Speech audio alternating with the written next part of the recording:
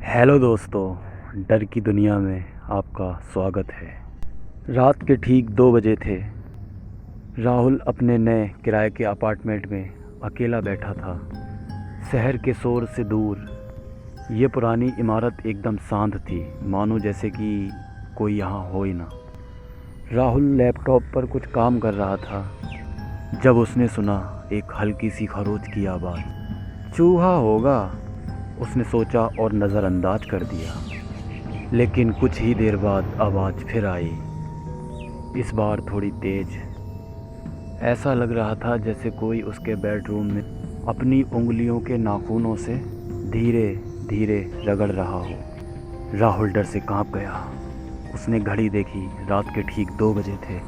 उसने हिम्मत की और बोला, कौन है?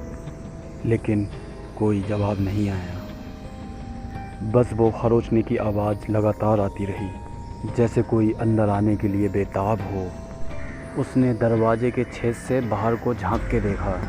बाहर कॉरिडोर में अंधेरा था, मगर दरवाजे के ठीक नीचे से कुछ भी दिखाई नहीं दे रहा था। फिर उसने देखा, दरवाजे के नीचे की छोटी सी जगह से एक पतली सूखी उंगली सरकते हुए अंदर आई।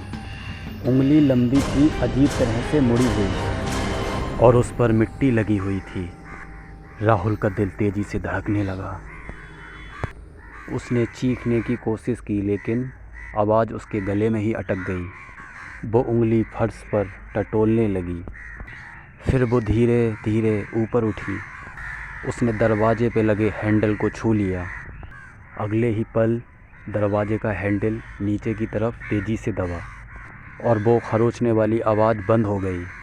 राहुल ने देखा और उंगली नीचे वापस खींच ली। उसने राहत की सांस ली।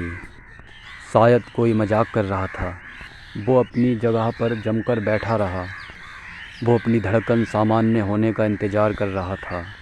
तभी उसे अपने पीछे अंधेरे में एक धीमी सांस लेती हुई आवाज़ सुनाई दी। तुमने दरवाज़ा क्यों बंद रखा है राहुल? आवाज़ ठंडी थी, जैसे मानो किसी बूढ़ी औरत की आवाज़ हो, पर उसके कान के ठीक पास। राहुल पलटा। उसके सामने अंधेरे में केवल 2 लाल आंखें दिख रही थीं। दोस्तों, कहानी कैसी लगी? अगर कहानी अच्छी लगी हो तो लाइक एंड सब्सक्राइब ज़रूर कर लेना, और इसका नेक्स्ट पार्ट मैं आपको तभी अपलोड करूँगा जब आप लोग मुझे कमेंट्स करके बताओगे कि इसका नेक्स्ट पार्ट अपलोड करूँ।